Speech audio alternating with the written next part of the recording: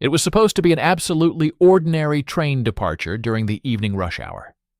The carriage doors had already begun to close. Hundreds of tired people just wanted to get home.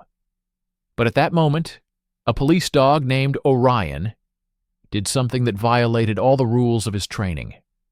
Without a command, without warning, the Belgian shepherd tore off his leash. He didn't chase a criminal. He didn't sniff out drugs. Instead, he shot like a bullet into the closing doors of the fourth carriage. Wham! The dog jammed his body between the steel panels, growling, biting the metal, and refusing to let the train leave the station. "Get the dog!" passengers screamed in panic. "He's gone crazy!" the driver yelled over the intercom. Officer Sarah Jenkins tried to pull her partner back, but for the first time in his life, Orion snapped at his handler. He bit into the floor of the carriage, his claws scraping the steel plates as if trying to dig through them. Everyone thought the dog had lost its mind. Everyone thought he was dangerous. But they were wrong. Orion wasn't attacking the train. He was trying to tell them that right beneath their feet, a catastrophe had already begun. A failure that, in a few seconds, was supposed to kill them all. And no one was listening to him. Before we head underground, be sure to hit that like button, share this story with your friends, and subscribe to the channel. We bring you incredible stories of loyalty and courage every week. And honestly, I'm curious, where are you watching from? Do you use a subway in your city? Write your country and city name in the comments. I love seeing how far our stories travel. Central Subway Station wasn't just a transport hub. It was the belly of a mechanical beast. Located 3 stories beneath the asphalt, the air here was different from what they breathed upstairs. It was thicker, heavier. It tasted of recycled oxygen, high-voltage electricity, stale pastries from the kiosks, and the metallic, coppery tang of friction. It was a realm of eternal twilight, illuminated by the harsh, flickering hum of fluorescent lamps that gave every passerby's skin a sickly pale greenish tint. For Officer Sarah Jenkins, this was the office. And today this office was furious. The clock read 5:15 p.m. on a Friday, the absolute peak of the evening crush. The platform had become a sea of human bodies, businessmen in expensive suits clutching leather briefcases, students with enormous backpacks, tourists staring confusedly at maps, exhausted nurses after their shift. They stood shoulder to shoulder, a solid wall of flesh pressing against the yellow safety line at the platform's edge. The noise was deafening. The speakers spat out distorted, unintelligible announcements. The turnstiles clicked like a rhythmic drum beat. And every 2 minutes the ground beneath their feet trembled, a low hum growing into a roar, as another steel snake screeched into the station, pushing a wave of hot, stale wind ahead of it. "Stay sharp, Orion," Sarah whispered, placing a hand on her partner's harness. Orion was not a German shepherd. He was a Belgian Malinois. If a German shepherd is a reliable, powerful sedan, the Malinois is a Formula One car with teeth. He was slightly smaller, leaner, with a black mask on his face and eyes that burned with an intensity that scared most civilians. He didn't just look at things, he vibrated. His entire body was a tightly coiled spring of kinetic energy, always ready to explode into action in a millisecond. "Easy," Sarah corrected him, feeling the tension on the leash. Orion scanned the crowd. His ears, large and triangular, rotated like radar dishes, picking up sounds Sarah couldn't even imagine. The zip of a bag, the click of a pocket knife, the accelerated heartbeat of a nervous person. Sarah wiped a drop of sweat from her forehead. She adjusted her tactical belt, feeling the familiar weight of her radio, handcuffs, and service weapon. She loved working in the K9 unit, but she hated subway duty. It was claustrophobic. And the people here were always on edge. "Excuse me, officer. Could you move your dog? I'm trying to get through," a man in a gray suit barked, pushing past them without waiting for an answer. Sarah gripped the leash tighter. "Watch your step, sir," she replied in a cold tone. Orion didn't even glance at the man. His attention was absolute, but scattered. His head jerked left, then right. He sniffed a trash can near a pillar, nothing but old coffee cups and newspapers. He sniffed a bench where a homeless man was sleeping. Nothing. To any observer, they were just a deterrent, a visual reminder that the law was watching. But Sarah knew. Orion was bored. Malinois don't do bored. They need a job. They need a purpose. "Attention, passengers," the speaker crackled overhead. "The next express train to Uptown is arriving on track 4. Please stand back from the platform edge." The crowd surged forward. The collective body language of 500 people shifted from waiting to attack. This was the last express train before a scheduled track maintenance break. Everyone wanted to get on. A low rumble began in the dark tunnel to the left. 2 bright headlights pierced the gloom, illuminating dancing dust particles. The screech of steel wheels on steel rails grew louder, a high-pitched scraping sound that made Sarah's teeth ache. "Heel Orion," Sarah commanded, pulling him closer to her leg to avoid the crushing crowd. Orion sat, but he did not relax. As the massive silver train roared into the station, slowing with the hiss of pneumatic brakes, Sarah felt a change in the leash, a barely perceptible tremor. She looked down. Orion wasn't looking at the passengers. He wasn't looking at the bags. He wasn't even looking at the train doors. He was looking down. He cocked his head to the side, his ears pinned forward in a way she had never seen before. This wasn't his "I smell drugs" signal. This wasn't his "I see a bad guy" signal. This was confusion. The train stopped. The doors slid open with a mechanical chime. Ding-dong. Chaos erupted. Exiting passengers tried to fight their way out while boarding passengers tried to cram their way in. It was a melee of elbows, apologies, and aggression. "Move to the back! Move!" people shouted. Sarah watched the flow, her eyes scanning for pickpockets or fights, but her attention kept snapping back to her dog. Orion stood up. He didn't ask for permission. He just stood. He took a step toward the train. "Orion, no, stay," Sarah said, jerking the leash. Orion ignored her. He tilted his head again, his ears twitching furiously. He made a low, strange sound. Not a growl, but a whine. A high, frustrated whine that was barely audible over the crowd's noise. He was staring intently at the gap between the platform and the cars. Specifically, at the undercarriage of the 4th car. "What is it?" Sarah whispered, frowning. "Smell a rat down there. Leave it." But Orion didn't leave it. His body tensed. The fur on his ruff began to rise. Not from aggression, but from a pure instinctive reaction to something wrong. The chime sounded again. Ding-dong. "Please stand clear of the closing doors," the automated voice announced. The doors began to slide shut. And in that instant, the world turned upside down. Orion didn't just move, he exploded. The leash burned through Sarah's glove as the dog lunged forward without the slightest warning. He wasn't running toward a person. He wasn't running toward a bag. He lunged straight into the closing doors of the 4th carriage. "Orion!" Sarah screamed, stumbling and falling forward. The dog hit the gap just as the rubber edges of the doors were about to meet. He wedged his head and shoulders between them, using his body as a wedge. The safety sensors tripped, and the doors bounced back open. Passengers inside gasped and recoiled. "Hey! Watch it!" Orion didn't back down. He stood in the threshold, half on the train, half on the platform.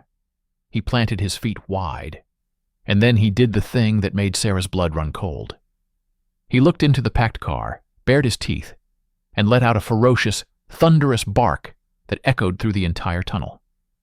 It was a bark that said, "No." "Officer, get your dog!" A woman screamed from deep inside the car. "Orion, out! Sarah roared, grabbing his harness and pulling with all her strength. He didn't budge. He was 70 pounds of concrete. He turned his head, looked Sarah directly in the eye, and for the first time in their 3-year partnership, he growled at her. He was not leaving, and he was not letting anyone else leave. This train was not going anywhere. The pneumatic doors of a subway car were not designed to meet an obstacle of flesh and bone. They were designed to close with 40 pounds per square inch of pressure, enough to break an arm or clamp a bag in a death grip. When the panels slammed into Orion, the dull, sickening thud of rubber against ribs made Sarah wince. Any other dog would have yelped and jumped back. Any other dog would have obeyed the instinct of self-preservation. But Orion didn't even blink. He took the hit like a boxer, merely forcing the air from his lungs with a sharp hiss. The door's safety sensors, feeling the resistance, engaged a second later. The panels shuddered and hissed back into their slots. "Orion! Back!" Sarah screamed, yanking the leash with both hands. She braced her boots against the grimy concrete platform, using her weight as leverage. It was like trying to move a statue. The Belgian Malinois planted his paws in a wide, low stance. His claws, usually clicking on the floor, now scraped against the metal threshold of the car, digging invisible sparks. He laid claim to this piece of space as if the fate of the universe depended on it.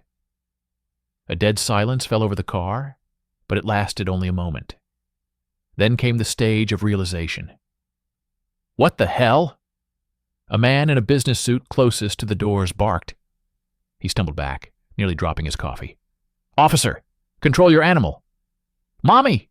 a child in a stroller cried, terrified by the sudden bark and the sight of bared fangs 2 feet from his face. The speakers overhead crackled to life with static, and the train driver's voice, distorted and angry, boomed across the station. "Attention! Police officer! On the platform! Clear the doors of car 4. We are off schedule. I repeat, clear the doors." That voice was the spark that lit the crowd's powder keg. "I'm late for a meeting," the businessman shouted, taking a threatening step forward as if to kick the dog. "This is negligence." Orion reacted instantly. He didn't back down. He snapped his head toward the man and made a sound Sarah had only heard during high-risk takedowns. It wasn't a bark. It was a deep, vibrating growl that came from the very bottom of his chest. A sound you felt in your gut, not your ears. He snapped his jaws an inch from the man's expensive Italian shoes. The businessman turned pale and leaped back, crashing into the people behind him. "He's rabid! Call someone! Shoot it!" "Everyone stay back!" Sarah commanded, her voice shaking with adrenaline but holding the steel edge of authority. She moved to stand between her dog and the crowd on the platform, creating a buffer zone. "Do not approach him!" Her mind was racing. What was wrong with him? Heat stroke? A seizure? A reaction to drugs sprayed in the air? She looked at her partner. Orion's eyes were wide, the whites showing all around the iris, a sign of extreme stress. Foam was starting to gather at the corners of his mouth. But as Sarah looked at him, she realized one terrifying thing. He wasn't looking at the people. He wasn't paying any attention to the passengers, the driver, the shouting. His aggression wasn't directed at a person. It was directed at the train. Orion lowered his head again. He clamped his teeth onto the ridged metal edge of the car floor, the metal groaning under the pressure of his fangs. He was pulling at it, shaking his head, growling at the steel as if it were a living enemy that needed to be killed. "Orion, buddy, please," Sarah whispered, her professional tone gone for a second. She dropped to one knee beside him, risking a bite to the face. She grabbed his jowls, trying to force him to look at her. "Look at me! House!" The dog froze. He turned his head toward her. In that moment, Sarah expected to see the madness of an aggressive animal in his eyes, what they call the red haze, when a dog forgets friend from foe. But that's not what she saw. In Orion's amber eyes, there was terror. Pure, intelligent, almost human terror. He whimpered, a high, piercing, desperate sound. He nudged her hand with his wet nose, then looked back at the floor of the car and growled again. But this time, the growl sounded like a plea. "Don't let them do it, Sarah. Don't let them go." "Officer Jenkins!" A voice from behind made her turn. The station shift supervisor was pushing his way through, a heavy-set man in a vest with the transit logo. Behind him were 2 transit police officers, batons at the ready. "You are holding up the entire line!" the supervisor roared, his face red with anger. "We have trains backed up in the tunnel because of you. Get that dog clear immediately, or my men will do it by force." One of the officers unclipped his taser. The dry crackle of the electric arc sounded like a gunshot in the enclosed space. "You have 5 seconds, Jenkins," the cop yelled. "Move the dog, or we put him down." Sarah looked at Orion. The dog was trembling from head to toe, his claws gouging the metal, leaving deep scratches. He wasn't going to move. She knew it. He would die on this threshold before he budged. If they used the taser, It would kill his trust. It would break his spirit. It might even stop his heart. The driver hit the button again. Ding-dong. The doors began to close once more, slamming into Orion's sides. The dog yelped in pain, but only pressed himself flatter, a living barrier. Sarah made a split-second decision, a decision that could cost her the badge, her career, and possibly her freedom. She dropped the leash. She stood up straight, stepped forward, and planted herself in the doorway right next to her growling, frantic dog. She spread her arms, planting her palms on the rubber edges of the doors, forcing them back. "Nobody is going anywhere," she shouted, locking eyes with the station supervisor. "This train is not moving until I say so." The crowd gasped. Orion, feeling her shoulder beside his, stopped whimpering. He raised his head, and his growl deepened, becoming more confident. Now it was the two of them against the world. "Are you insane?" the businessman in the car whispered. "That's a felony." "I don't care," Sarah yelled, though her heart was hammering in her throat. "My dog senses something. And if Orion says this train doesn't move, then this damn train isn't moving, even if I have to take it apart piece by piece." She looked at the cop with the taser. "Put that away, Mike. If you touch him, I'll consider it an assault on a police officer." The tension on the platform was so thick you could cut it with a knife. The train sat. The doors were open. Hundreds of angry eyes stared at her. Sarah looked down at Orion. The dog was no longer looking at the people. He had pressed his ear to the metal floor of the car, his eyes closed, as if listening to music no one else could hear. And in the ringing silence of the standoff, Sarah suddenly understood. He's not smelling. He's listening. Something down there, beneath thousands of tons of steel and concrete, was making a sound that had made the bravest dog she knew petrified with fear. 2 minutes in a subway can feel like an eternity. Usually, a train delay causes irritation, heavy sighs, checking watches, tutting. But this was no ordinary delay. This was a blockade, staged, as it seemed to everyone, by a crazed animal and its incompetent handler. The air in the station grew thick. The ventilation system couldn't cope with the heat radiating from hundreds of agitated bodies. The smell of sweat, cheap cologne, and electrical voltage became dense, almost tangible. Orion had not moved an inch. He lay on his stomach, half in the car, his claws dug into the ribbed metal threshold. His jaws were clenched, not in a growl, but in a strange, silent tension, as if trying to hold the train in place by sheer force of will. Saliva dripped from his tongue onto the filthy floor. Sarah stood over him, feet planted wide, her back against the door jamb. She could feel sweat running down her spine beneath her body armor. She was alone. The crowd in front of her had merged into a single, hostile organism. "I have kids at home," a woman shouted from the back of the platform. "How long are we supposed to wait? This is police abuse." Another man, a student, chimed in, filming everything on his phone. He got dangerously close, shoving the camera in Orion's face. "Look, people, a psycho dog is holding 1,000 people hostage." Orion didn't even blink. His amber eyes, usually so alive and reactive to every movement, were now glassy. He was looking through the phone, through the student, through the concrete walls of the station. His focus was aimed down into the black void beneath the car. Officer Mike Bradley, the transit cop with the taser, took a step forward. He was a big man, used to dealing with drunks and fare beaters quickly and harshly. To him, Sarah wasn't a colleague right now. She was a problem. "Jenkins, this is your last warning." His voice was cold and flat. "You are violating federal transportation safety law. You are creating a public menace. Move the dog, or I will use force."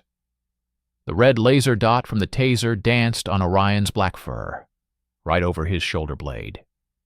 Sarah's breath caught. "If you fire that, Bradley, you'll kill him," she said quietly, but so he could hear. "His heart rate is over 200. The shock will stop it." "Then that'll be on your conscience," Bradley replied. "I'm counting to 3. 1. At that moment, the crowd, feeling supported by the real police, grew bolder. Someone from deep inside the car, hidden by the backs of other passengers, threw something. A half-empty cardboard cup of hot coffee sailed in an arc and hit Orion square in the flank. The brown liquid splashed onto his fur and Sarah's boots. The crowd gasped. waiting for the reaction, waiting for the rabid beast to lunge, confirming their fears. But Orion did nothing. He didn't even flinch from the burn. He didn't turn his head. He just kept scraping his claws on the metal floor joint, making that same quiet, whimpering, crying sound. This indifference to the aggression stunned Sarah more than any attack would have. He's ignoring pain. He's ignoring a threat. Why? A memory flashed in her mind. 2 years ago, the K-9 training grounds. It was a blind search exercise. The instructors had hidden a tiny mechanical clockwork, a bomb timer simulant, somewhere in a vast concrete hangar. 10 dogs went through. Nobody found anything. There was no scent of explosives, just a ticking, too quiet for the human ear and hidden behind thick walls. Orion entered the hangar. He didn't run. He stopped in the center, swiveled his huge radar ears, and froze. He stood like that for a minute. Then he walked up to a solid concrete wall and sat, staring at a single spot. The instructors laughed. "There's nothing there, Sarah. The wall is solid." But Sarah insisted. When they opened a false panel in the next room, the timer was lying exactly where Orion's nose had been pointing, through 2 feet of concrete. He hears things that don't exist for us, Sarah thought. He hears the invisible. 2, Bradley shouted, raising the taser higher. Sarah knew she was out of time. Logic wasn't working. She needed to become as crazy as the situation around her. She put her hand on the holster of her service weapon. She didn't draw it. That would be career-ending in prison. But she unfastened the snap. The click of the button sounded like thunder in the momentary silence. Bradley froze. The crowd flinched back.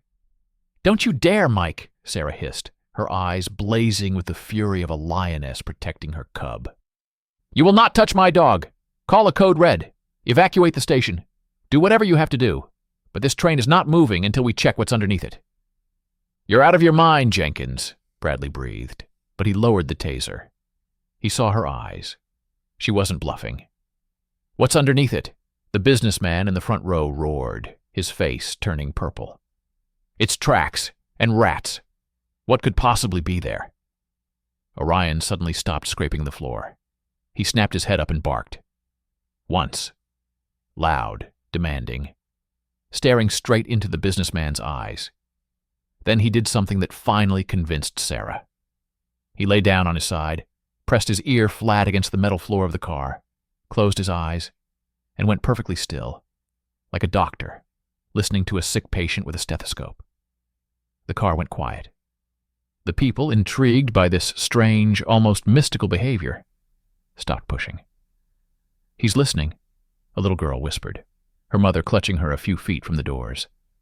"Mommy, look, the doggy is listening to the train." Sarah slowly sank to her knees beside her dog. She placed her palm flat on the car floor, right next to Orion's nose. At first, she felt only cold metal and the grimy vibration from the running compressors. But then, as she focused, filtering out the crowd noise and the station's hum, she felt it. It wasn't audible. It was tactile. A strange, wrong, rhythmic tremor.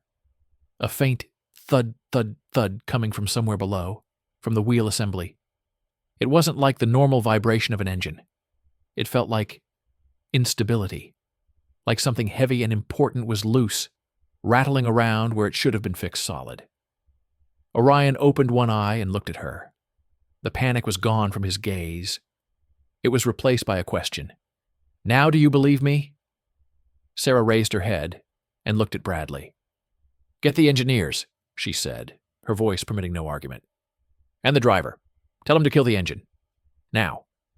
Bradley hesitated for a second, looking at the insane picture. A police officer lying on the floor of a train car next to her dog. Then he swore, holstered his taser, and grabbed his radio. "Dispatch, this is Bradley. We have a situation on Platform 4. Shut down the power. Yeah, all of it. We need an engineering crew." The crowd erupted in a new wave of outrage, but Sarah wasn't listening to them anymore. She was stroking Orion's head, feeling the frantic beat of his heart under his coarse fur, the heart of a hero who had just bought them all a few precious minutes. But she didn't yet know how terrifying the truth, hidden beneath their feet, would be. The station supervisor, the man with the red face and the Henry Wallace name badge, burst into the circle of emptiness the police had created. His radio was screaming with calls from dispatchers. "Do you have any idea what you've done?" he roared, ignoring the growling dog and addressing Sarah directly. "You've shut down the red line at peak rush hour. The losses are in the thousands of dollars per minute. If this train doesn't move in 30 seconds, I will personally have your badge. What is the reason for the stop?" Sarah got up from her knees. Her uniform was filthy, a black smudge of grease from the car floor on her cheek. She looked at the supervisor, then at Bradley, who still had his hand on his radio, waiting for the order to call off the emergency crew. She knew the truth. "My dog hears a weird noise. Wouldn't work. They would laugh at her. The train would be sent on its way. And if Orion was right, people would die." She needed a lie. A terrible, irrefutable lie that would freeze all bureaucracy. Sarah took a deep breath and said the words that could cost her her career. "I have a K9 alert for a possible explosive device on the undercarriage of the fourth car. Code black. Immediate evacuation of the train." The world around them froze.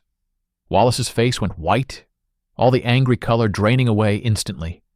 The word bomb in a subway has a magical power. It shuts down logic and activates survival protocols. Are you sure?" he whispered. "My dog is never wrong," Sarah lied, without blinking. "Do you want to take the risk and check? Or are you going to start moving people?" Wallace swallowed and grabbed his radio with a trembling hand. "All units. Code black on Platform 4. Evacuation. I repeat, full evacuation." What followed was organized chaos. The police began herding people out. There was no panicked stampede, just the grim, heavy obedience of a frightened crowd. The businessman who had been screaming about his meeting a minute ago was now the first one running for the exit, his coffee forgotten on the seat. The woman with the stroller clutched her child, her eyes filled with tears of gratitude for being saved. The car emptied. The car. One by one, people disappeared into the walkways, leaving behind abandoned newspapers, bags, and the echo of footsteps. 5 minutes later, the platform was deserted. A perimeter was set up at the turnstiles above. Silence descended on the station. It wasn't the silence of a library. It was the silence of a giant, dormant machine. Transformers hummed. Somewhere, water dripped. The ventilation pushed warm, stale air down the tunnel. Sarah, Bradley, and Orion were left alone in the empty car 4. The light from the fluorescent lamps seemed even brighter now, reflecting off the empty linoleum and chrome handrails. Without the sound-absorbing bodies of the passengers, the car had become an acoustic chamber. Orion changed. As soon as the crowd was gone, his aggression evaporated. He stopped growling. The fur on his ruff lay flat. But his obsession was still there. He lay down on the floor again in the center of the car, directly over the wheel truck. He was no longer guarding the door. Now he was trying to dig to the source. The dog began to scrape the floor with his paw. Scrape, scrape, scrape. His claws slid on the heavy-duty flooring. He whined, nudged the floor with his nose, then scraped again, as if he hoped to peel back the layer of metal and get to whatever was beneath. Bradley, who had been silent until now, looked around, nervously. "Sarah, I'm no K9 expert, but is this how they find bombs? By digging?" "No," Sarah said quietly, watching her dog. "When they smell explosives, they sit. It's a passive alert. This is something else. He's not smelling a chemical, Mike. He's trying to get to the source." She walked over to Orion and got down on all fours beside him. The floor was dirty, sticky with spilled soda and dust, but she didn't care. "What do you hear, boy?" she whispered. Orion took a second from his task, gave her a quick nervous lick on the nose, and pressed his ear back to the floor. Sarah took off her cap. She tucked her hair behind her ears and lay down, pressing her cheek to the cold, grimy floor of the car, mirroring her dog's posture. She closed her eyes. "What are you doing?" Bradley asked, his voice a mix of disbelief and fear. "Shut up, Mike. Please, just listen." In the silence of the empty car, the sounds became clearer. She could hear the hum of the air conditioning compressors in the ceiling. A steady, monotonous hum. She could hear the faint hiss of the pneumatic brake system. She could hear the distant rumble of trains on other lines. Everything seemed normal. But then, as she focused completely, filtering out the familiar noises, she felt it. It wasn't even a sound. It was a vibration, a tremor. The train was stationary, its engines idling. The floor should have a low vibration. That's normal for a subway. But this vibration was wrong. It was arrhythmic, like someone was tapping a hammer on the rail far below. Thud, thud, thud. Silence. Thud. She could feel it in her teeth. She could feel it in her cheekbones, pressed against the floor. A resonance. The metal was groaning. It was the sound of stress, the sound of a material at the very limit of its physical capacity. In the other cars, when she had walked through them on patrol, the floor vibrated evenly. Here, the floor felt sick. Orion whined softly, his ears twitching in time with that invisible vibration. Sarah opened her eyes and met Bradley's gaze. The officer's face was pale in the greenish light of the lamps. "Do you hear something?" he whispered. "I feel it," Sarah said, slowly getting to her feet. Her knees were shaking. "This whole car, it's trembling differently than the others. Something is broken down there, something massive." She looked at Orion. The dog had stopped digging. He was just lying there, panting heavily, looking at her with an expression of job done. He had delivered the message. Now it was the human's problem. "Where are the damn engineers?" Sarah asked, her voice dry and brittle. At that moment, orange vests appeared at the far end of the platform. 3 men with heavy toolboxes were walking unhurriedly, with the air of men who had been pulled from their dinner for a false alarm. Leading them was an old man with a gray beard and a face like an old leather boot. Hank Miller, the depot's chief mechanic. A man who had seen everything in the subway and could no longer be surprised by anything. Or so he thought. "So where's your bomb?" Hank asked loudly as he approached the doors. His voice echoed in the empty car. He spat onto the tracks. "I hope this was worth it, officer, because the bill the city is going to send your department for this downtime is going to be longer than this tunnel." Sarah stepped out of the car, holding Orion on a short leash. "There's no bomb, Hank," she said flatly. "The problem is in the undercarriage, under the 4th car." Hank looked at her, then at the dog, then back at her. He burst out laughing. A rough, barking laugh. "The undercarriage," he repeated, wiping an eye. "You're telling me you shut down the line because your mutt decided to play mechanic? Do you even know how a bogie is built, girl? It's solid steel. There's nothing in there to break in a way a dog could smell." Orion, hearing the disrespect in the man's voice, let out a low, warning growl. "He didn't smell it, Hank," Sarah said, taking a step toward the mechanic. "He heard it. Check the axle. Check the wheels. Now." Hank stopped laughing. He saw Sarah's expression. There was no doubt in it. There was fear, but not for herself. For what would happen if he refused? "Fine," he grumbled, pulling out a powerful flashlight. "But when I find nothing, I'm personally writing you up for incompetence." He walked to the edge of the platform and jumped down into the dark, oily pit between the train and the concrete tunnel wall. Sarah and Orion walked to the edge and looked down. The beam of the flashlight swept across the black metal under the car. The inspection had begun, and the silence that hung over the station became deafening. Beneath a subway train, there exists a world all its own, one that passengers above never even suspect. It's a world of shadows, grease, compressed air, and high voltage. Hank Miller hated this place. Despite his 30 years of experience, every time he descended into an inspection pit, he felt a primal discomfort. Tons of steel hung overhead, ready to break loose and crush him at any moment. Nearby, just 2 feet away, ran the 750-volt contact rail, the 3rd rail, touching which meant instant, charred death. He switched his headlamp to full power. The beam cut through the darkness, illuminating a tangle of cables, pneumatic hoses, and the massive steel blocks of the wheel bogies. "Well?" His voice sounded muffled, echoing off the concrete tunnel walls. "I'm looking at the 4th bogie. Brake pads are fine, pneumatics are sealed. No foreign objects, no bombs, no ticking clocks."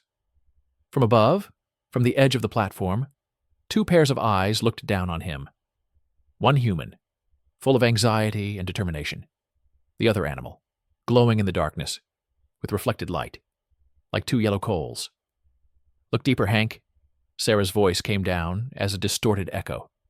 Orion wasn't looking at the brakes. He was barking at the center, at the axle. Hank snorted, wiping sweat from his forehead with a dirty glove. The heat down here was suffocating. The train's hot engines were still radiating heat, turning the pit into an oven. "Officer," he grumbled, tapping a steel frame with his wrench. "The axle is a solid piece of forged steel as thick as my leg. It's designed to withstand a nuclear blast. It doesn't break. It might wear down over 20 years, but it doesn't just break while the train is sitting at the station." He shone the flashlight on the massive axle connecting the two wheels. It was covered in a layer of road grime and grease, black and matte. It looked completely solid. "It's clear," he yelled up, preparing to climb out. "Your dog was wrong. Maybe a rat ran over the cables, or some static electricity. I'm signing off on a false alarm." He grabbed the edge of the platform to pull himself up. At that moment, Orion did something that made Hank freeze. The dog, who had been watching silently, suddenly shoved his snout into the gap between the train and the platform, putting his face dangerously close to the mechanics. He bared his teeth and let out a sharp, percussive bark. Bark! Slobber splattered on Hank's safety goggles. The mechanic recoiled, nearly losing his balance and touching the third rail. "Damn it! Get your beast back!" "He's not letting you go, Hank," Sarah said. Her voice was ice. "He's saying you're not done." Orion barked again. But this time, he wasn't just barking into the void. He was staring at one specific spot. His gaze was locked on the right side of the wheel set, at the spot where the axle entered the axle box, the bearing. The dog whined, scraping the platform concrete with his claws, trying to point down with his paw. "He's pointing at the right axle box," Sarah said. "Check it." Hank swore, long and colorfully. "This is insane. I'm taking advice on material science from a shepherd." Fine, I'll check the damn box. And then I'm writing a complaint to your commissioner." He got back on his knees in the grime. He crawled closer to the indicated spot. Visually, everything looked normal. The layer of dirt was even. No streaks of fresh oil that would indicate a bearing failure. "Nothing," he muttered. "Just dirt." "Use the thermal imager," Sarah ordered from above. Hank rolled his eyes. "Officer, the train just came in from a run. Everything down here is going to be hot. Friction, you know. Use the imager."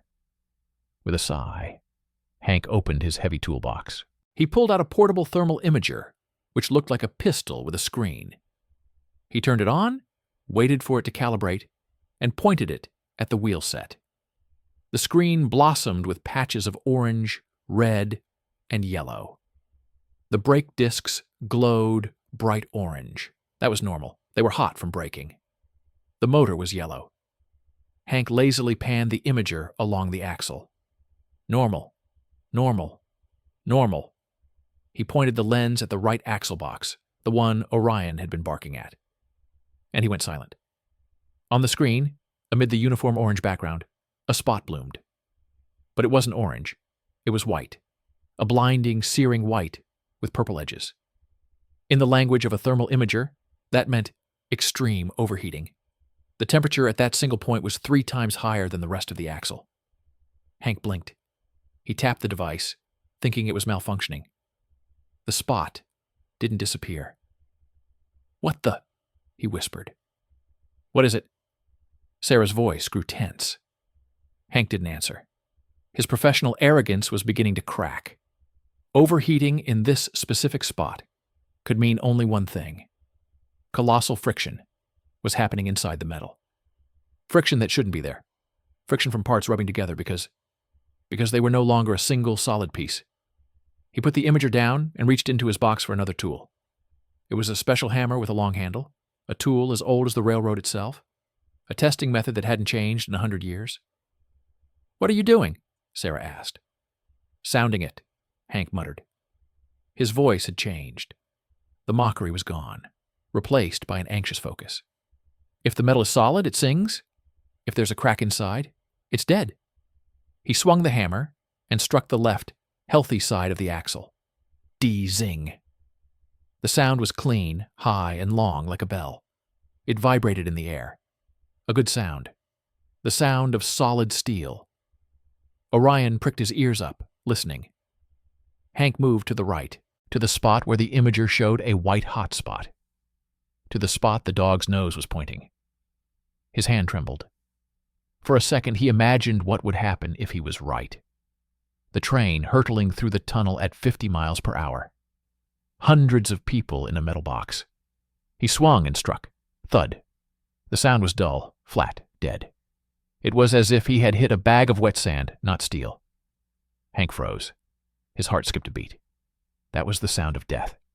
He hit it again, harder, thud. And in that moment, right before his eyes, something happened that made the veteran engineer cry out and crawl backward, pressing his back against the concrete wall. From the vibration of the impact, from the cooling of the metal, a thin, invisible line of grime on the axle suddenly came to life. It widened. The layer of grease cracked. A puff of reddish-brown rust dust flew from the microscopic fissure. And with a terrible low groan, like the grinding of a giant's teeth, the massive steel axle that supported the 40-ton car sagged downward half a centimeter. The crack opened. It smiled at Hank with a black, jagged mouth. "Jesus Christ," Hank whispered, staring at the red-hot metal inside the fracture. Up on the platform, Orion stopped barking. He sat down and let out a heavy sigh, looking down at the man who had finally seen the truth. In a subway tunnel, sounds have a life of their own. But the sound that came after Hank's hammer blow was like a gunshot from a silenced rifle.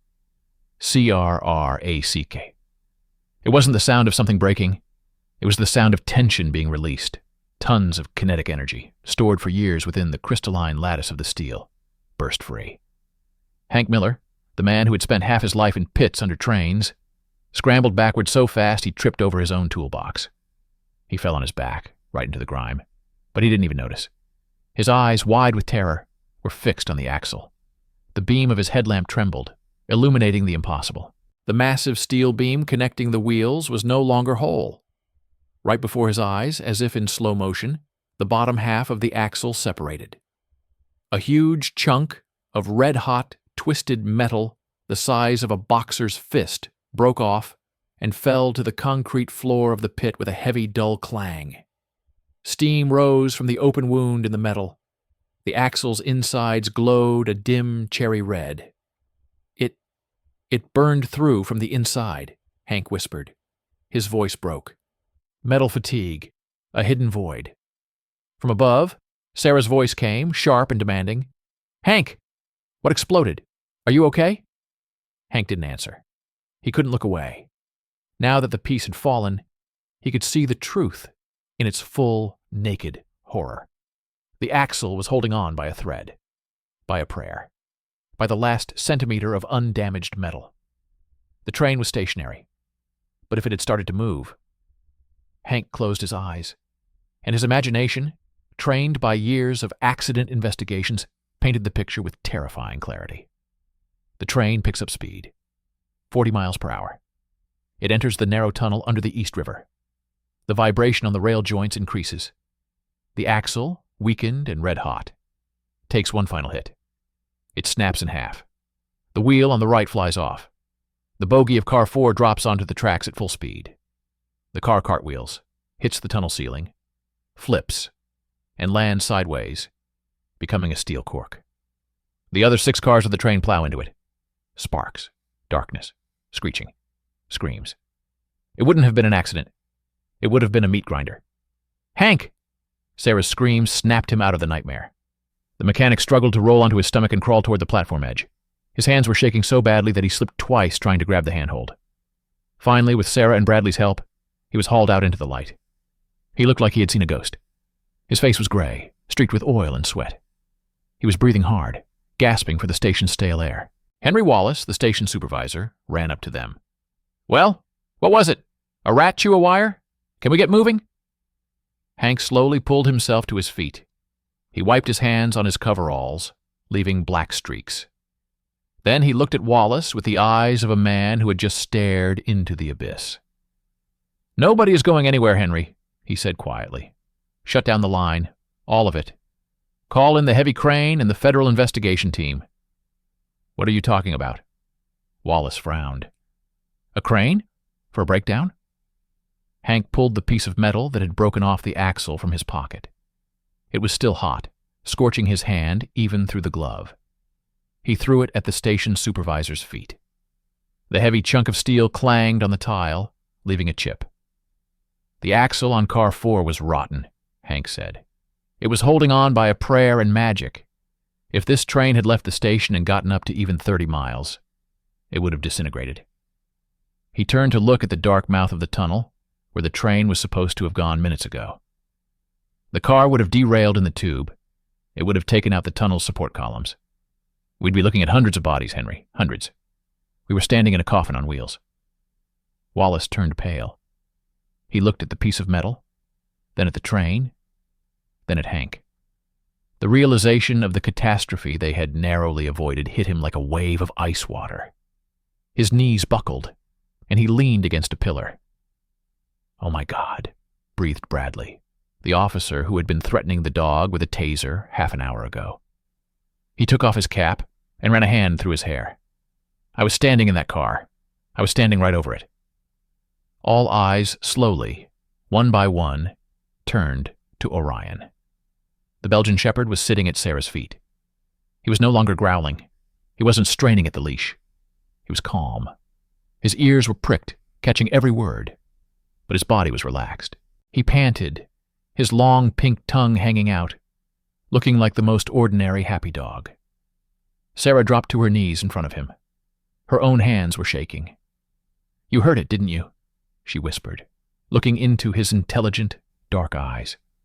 "Through the crowd noise, through the station hum, through the music in people's headphones, you heard the metal screaming." Orion tilted his head and gave a soft huff, a short, businesslike sound. "Job done, boss." Hank Miller, the old cynical mechanic who hated dogs and only trusted in iron, walked over to them. He peeled the filthy glove from his right hand. He didn't speak to Sarah. He crouched down in front of Orion. The dog tensed, but Sarah gave the friendly command. Hank held out his calloused, grease-stained hand. Orion cautiously leaned forward and sniffed it. The smell of burnt metal and fear. "I was going to write you up," Hank choked out, and tears welled in his eyes. "Instead, I ought to kiss you on your wet nose, buddy. You're the best damn mechanic I've seen in 30 years. He gently, reverently, stroked the dog's head. "You saved us all," he said.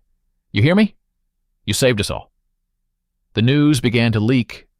The passengers, who were still behind the barricades upstairs, started getting messages and seeing the flurry of emergency crews. The rumor of a broken axle and a hero dog was spreading faster than a fire. Sarah stood up. She felt exhausted, like she'd run a marathon. But as she looked at her partner, pride swelled in her chest so much it was hard to breathe. She knew Orion was a good dog. But today she realized he wasn't just a drug finder or a criminal catcher. He was a guardian. The only being in this underground world who was listening to the whisper of death, while everyone else was too busy making noise. An hour later, Central Station was still closed to trains, but the barricades at the turnstiles had been lifted, allowing people to get fresh air. The atmosphere had changed completely. The anger, the irritation, the rush, it had all evaporated, replaced by a strange, reverent shock. People weren't leaving. They crowded around the police tape, looking down at the platform where forensics and engineers were working. The rumor of the broken axle had spread instantly. Photos of that very piece of mangled metal that Hank had thrown on the floor were already in every city newsfeed, with the headline, "Dog stops train, seconds before catastrophe." Sarah sat on a bench on the platform, wiping her face with a wet wipe. The adrenaline was gone, leaving a leaden exhaustion in her legs. Beside her sat Orion. The demon that had been growling at the crowd and biting steel an hour ago was gone. Now he was just a dog. Sarah pulled his favorite reward from her utility pouch, an old frayed tennis ball. "You earned this, buddy," she said quietly, offering him the toy. Orion gently took the ball in his mouth, his tail thumping against the wooden bench. Thump, thump, thump. The rhythm of pure joy. For him, there was no catastrophe, no heroism. There was a job, and now there was a reward. A man approached them, hesitantly. It was the same businessman in the expensive suit who had been shouting about his important meeting and demanding they get that animal out of the way. Now his jacket was unbuttoned, his tie was askew, and his face was as pale as chalk. He was holding 2 cups of coffee from a vending machine. "Officer," his voice trembled. Sarah looked up. Orion pricked his ears but didn't growl. The ball stayed in his mouth. I wanted to apologize," the man said, looking not at Sarah but at the dog. "I was acting like an idiot. I yelled. I think it was me or someone near me who threw that cup at him." He swallowed, looking at the coffee stain on Orion's flank. "I saw that piece of metal the mechanics pulled out," he continued in a whisper. "I was standing right over that axle. If he had listened to me, if you had listened to me, I'd be dead right now. And so would everyone else." He placed the coffee on the bench, not daring to come closer. "Thank you. Just thank you." Sarah gave a faint smile. "He holds no grudges, sir. Dogs don't have egos. They just have a job." At that moment, the little girl in the pink jacket, the one who had noticed Orion listening to the train, peeped out from behind the businessman. She was pulling her mother's hand. "Mommy, can I?" she asked. The mother, a woman with tear-streaked eyes, nodded. "Just be gentle, sweetie." The little girl approached the scary beast. Orion stopped wagging his tail and froze. He dropped the ball, which rolled across the platform, and slowly, very gently, extended his neck toward the child. The girl reached out a small hand and touched the black mask on the dog's face. "You're a good boy," she whispered seriously. "You're the bestest boy." Orion closed his eyes and let out a soft sigh, allowing her to scratch him behind the ear. It was a moment of absolute peace in the middle of the subway chaos. Sarah watched them, a lump forming in her throat. Later, as they rode the escalator up to the surface, the city greeted them with the noise of evening streets, sirens, car horns, neon signs. The world above was living its life, unaware of how close it had come to tragedy below. Sarah stopped at the subway entrance, breathing in the cool night air. She looked down at her partner.